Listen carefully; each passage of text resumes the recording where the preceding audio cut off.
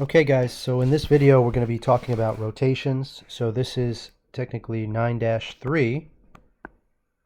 9-1 and 9-2 we've already completed, right? That was reflections and translations.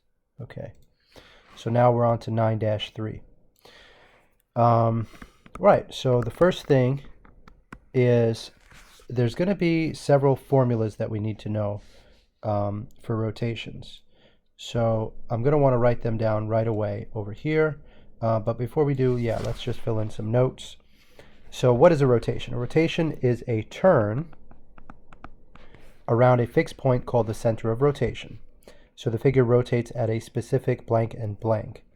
What do they want for this? I don't really know. So it rotates at a specific angle and direction. So, for example, a 90-degree rotation means that everything turns by 90 degrees, 180, it turns by 180, etc. And the direction could be either counterclockwise or clockwise. So we're going to speak more about this in a moment. Before we get into this, maybe we'll just take a look at what that looks like for a point. So let's go over to the side here, and we'll make ourselves an XY plane. And let's say we have a point in that XY plane. Let's say the coordinates are over 2 and up 1. So the coordinates would be 2, 1.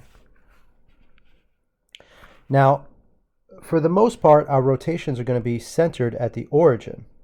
Okay, so what that means is that you can sort of connect a line from the origin out to the point that we're rotating.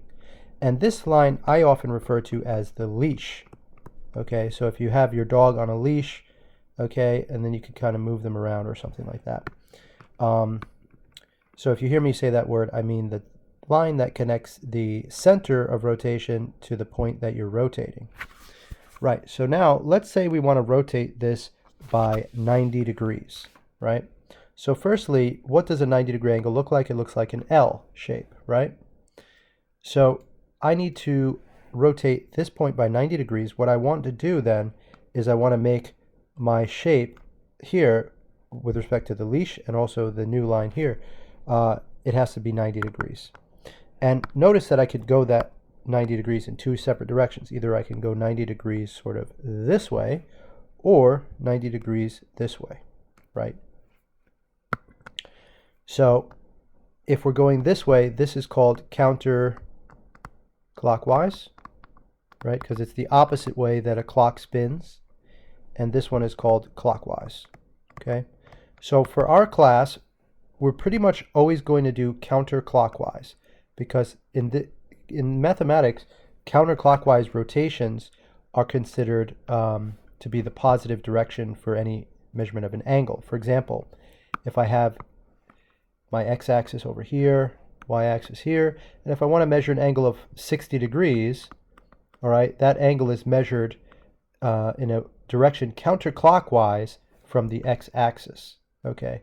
So the x-axis is set to be 0 degrees, and if I go 60 degrees counterclockwise, I get a line that looks something like this. Now, if I went 90 degrees, notice that I would be exactly on the y-axis. That would be a 90-degree rotation from the x-axis. Okay. Now, typically, as I said, we're going to be using counterclockwise in this class. So we'll just stick with this convention for now. So now the question is, if I want to take this point 2, 1, and I want to rotate this point counterclockwise,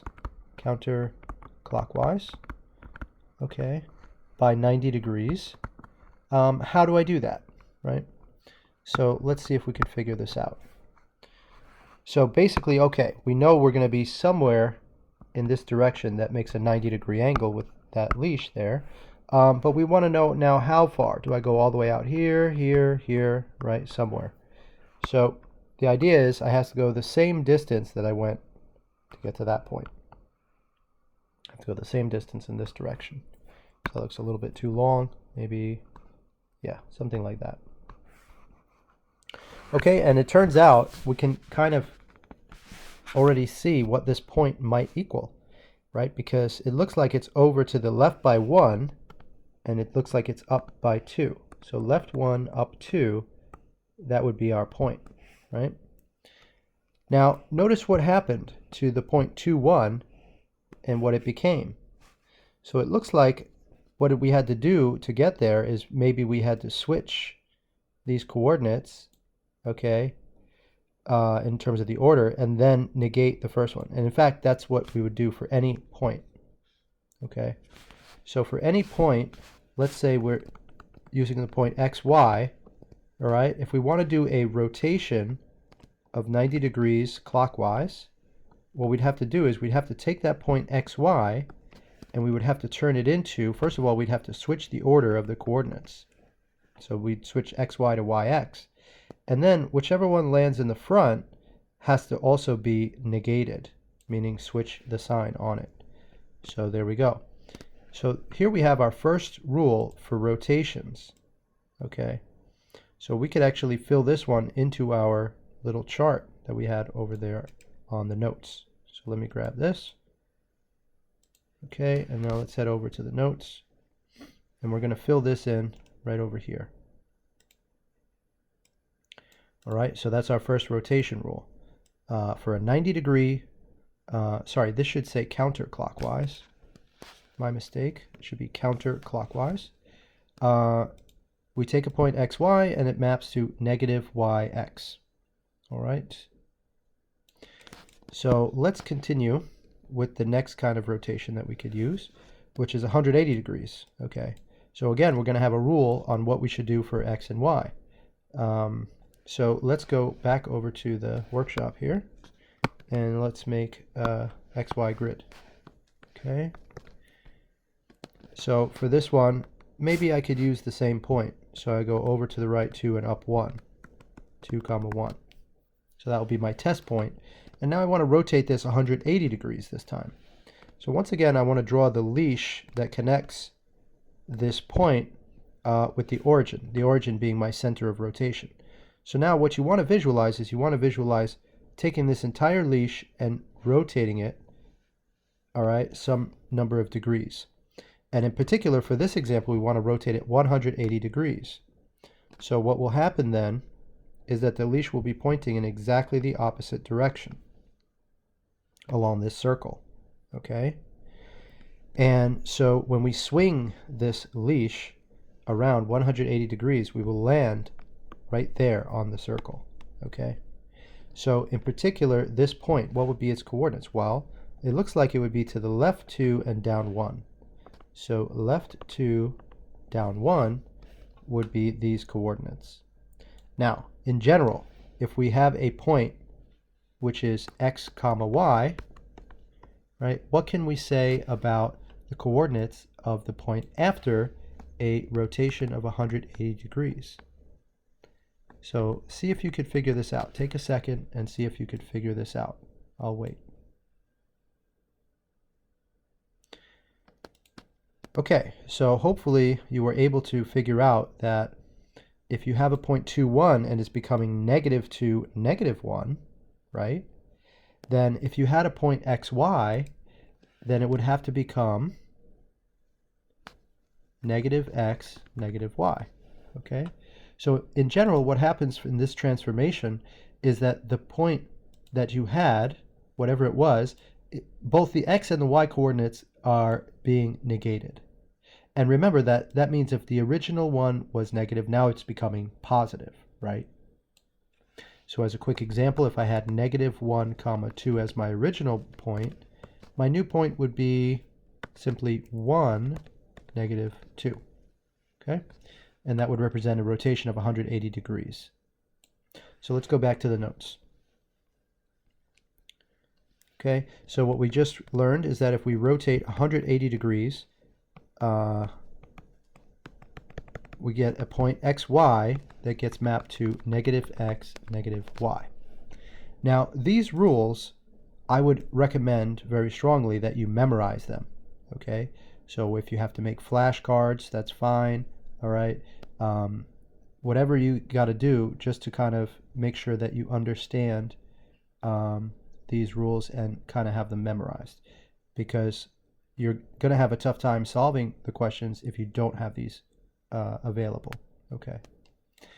And lastly, we have a 270-degree rotation. So let's have a look at what that would be like.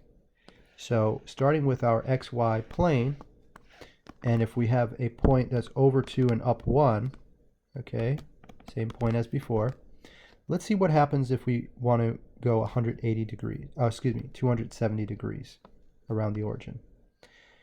Well, let me start by drawing that same circle that I drew in the last example. Now this time, if you think about it, right, 90 degrees looks like something there, 180 degrees is something there, 270 is kind of like this, right? So this would be 90 degrees, and this one would be 180. So 270 is actually, if you think about it, it's like going 90 degrees in the wrong direction, okay? So for the rule that I'm writing here, okay, we have a rotation of 270 degrees in a counterclockwise direction. And we learned that this is actually the same as a rotation of 90 degrees in the clockwise direction. So the rule that we write down is going to be exactly the same. So anyway, we're going to take a point XY and we're going to map it somewhere. So we have to figure out what that's going to be. And the best way to do that is to start with looking at sort of the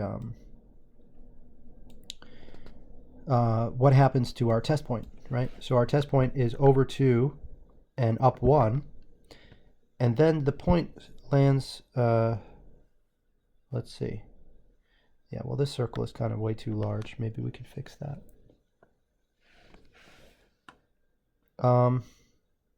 Yeah, so it's supposed to kind of land here at, yeah, down to, sorry, right 1, down 2, I think. Is it right? Let's find out. Yeah, so this point is supposed to be located at to the right by 1 and down by 2.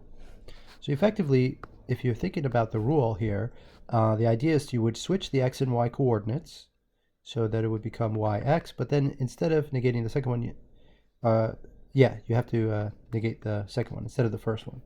So if you recall, back when we did the 90 degrees counterclockwise, right, which was this rule, we switched the x and y and negated the first one.